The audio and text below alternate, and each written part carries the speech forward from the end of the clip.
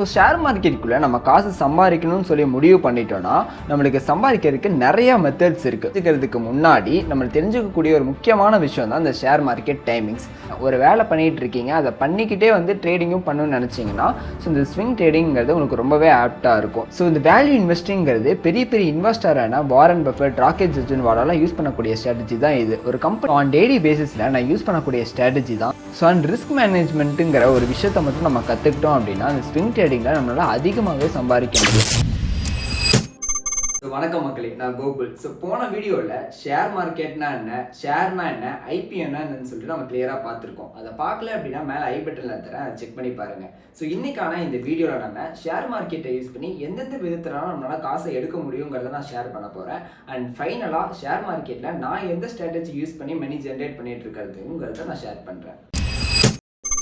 Share market timings. Share மார்க்கெட்டை use பண்ணி எந்தெந்த மெத்தட்லலாம் நம்மளால் சம்பாதிக்க முடியும்னு சொல்லி தெரிஞ்சுக்கிறதுக்கு முன்னாடி நம்ம தெரிஞ்சுக்கக்கூடிய ஒரு முக்கியமான விஷயம் தான் இந்த ஷேர் மார்க்கெட் டைமிங்ஸ். நம்ம இந்தியாவில் மண்டேலேருந்து ஃப்ரைடே வரைக்கும் ஷேர் மார்க்கெட்டுங்கிறது ஓப்பனில் இருக்கும். மார்னிங் 9:15 ஆஃப்டர்நூன் 3:30 PM வரைக்கும் நம்மளுக்கு ஓப்பனில் இருக்கும். சாட்டர்டே அண்ட் சண்டே நம்மளுக்கு மார்க்கெட் க்ளோஸ்டாக தான் இருக்கும். ஸோ அதே மாதிரி நம்மளுக்கு இண்டிபெண்டன்ஸ் டே, தீபாவளி இந்த மாதிரி ஏதாவது கவர்மெண்ட் ஹாலிடேஸ் அப்போவுமே நம்மளுக்கு மார்க்கெட்டுங்கிறது க்ளோஸ்டாக தான் இருக்கும்.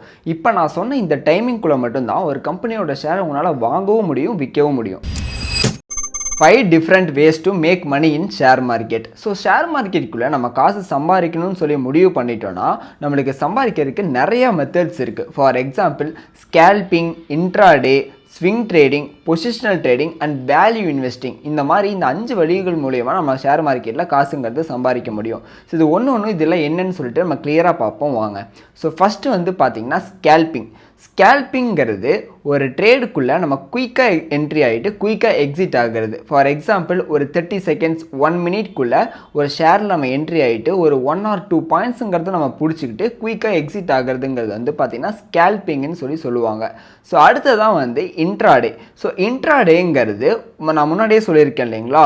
ஸோ மார்னிங் 9:15 ஆஃப்டர்நூன் 3:30 PMக்குள்ளே ஒரு ஷேரில் என்ட்ரி ஆகிட்டு எக்ஸிட் ஆகிறது பார்த்திங்கன்னா இன்ட்ராடேங்கிறது சொல்லுவாங்க. ஃபார் எக்ஸாம்பிள் நீங்கள் அந்த ஷேர் ஒரு 1 hour ஹோல்ட் பண்ணலாம், 2 hours ஹோல்ட் பண்ணலாம், 3 hours ஹோல்ட் பண்ணலாம். அதெல்லாம் முக்கியமே கிடையாது. நான் முன்னாடியே சொன்ன மாதிரி அந்த 9:15 3:30 அந்த ஷேரை நீங்கள் வாங்கி வித்துட்டீங்க அப்படின்னா அது இன்ட்ராடேன்னு சொல்லுவாங்க. ஸோ அடுத்ததாக பார்த்தீங்கன்னா ஸ்விங் ட்ரேடிங். ஃபியூ டேஸ்லேருந்து ஃபியூ வீக்ஸ் வரைக்கும் ஒரு ப்ராஃபிட்டுக்காக ஒரு ஷேரை வாங்கி ஹோல்ட் பண்ணி செல் பண்ணுறீங்க அப்படின்னா அது ஸ்விங் ட்ரேடிங்னு சொல்லுவாங்க.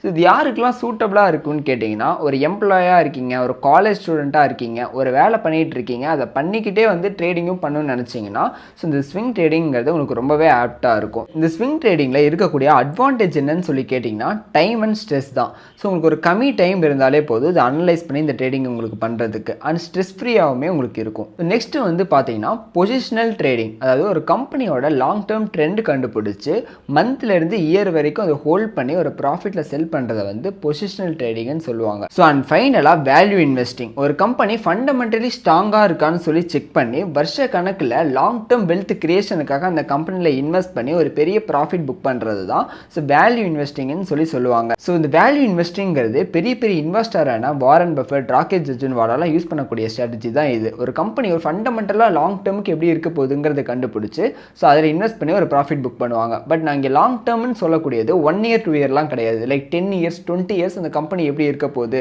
அந்த கம்பெனியோட ஃபியூச்சர் எப்படி இருக்க போகுதுன்னு சொல்லி செக் பண்ணி அதை இன்வெஸ்ட் பண்ணி ஒரு ப்ராஃபிட் புக் பண்ணுவாங்க.